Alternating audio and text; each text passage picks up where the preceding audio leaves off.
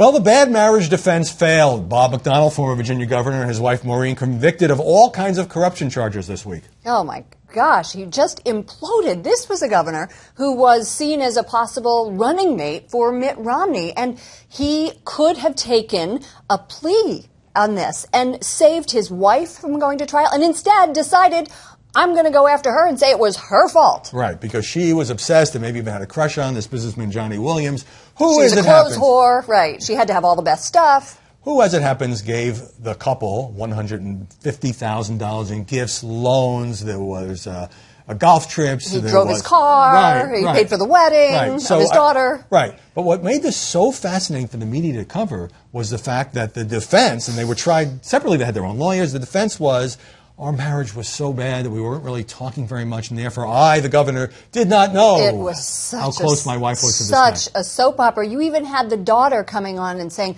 anytime there was any love shown on the camera that it was fake. And the daughter, watching the daughter or reading about the daughters going through all this was just way too much to bear. Right. I mean, you almost want to say a memo to Bob McDonnell if a businessman who wants favors from the state, and then, of course, what the jury decided is that he had helped them promote this dietary supplement snake oil thing, that don't let him pay $15,000 for your daughter's wedding. Part of it, I think, though, that goes to the media attention is the schadenfreude aspect of it.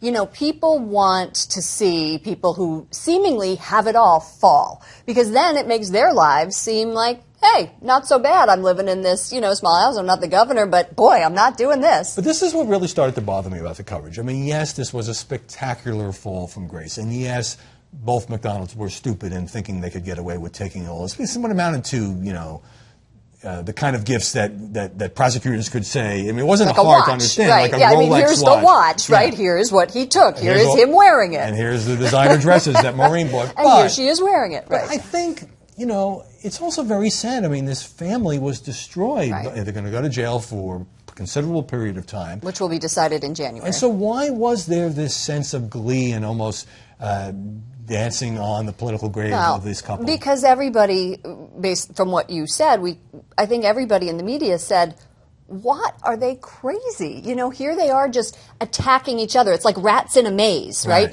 And instead of, each one sharing the cheese, they're attacking each other. The media coverage, we decided many times here on the program not to put it into the show because it didn't seem as if it was a story that was deserving of national attention or that was being followed nationally. It was much more of a state story. But as you said, if there had been cameras in the courtroom, would have been everywhere. Right. But I think as the case went to the jury and when they got convicted, then I think any restraint about how dumb they were and how awful this defense was just was thrown out the window. And I'm fine with it. McDonald's are to blame, but, a little bit of compassion for people whose lives was ruined. True.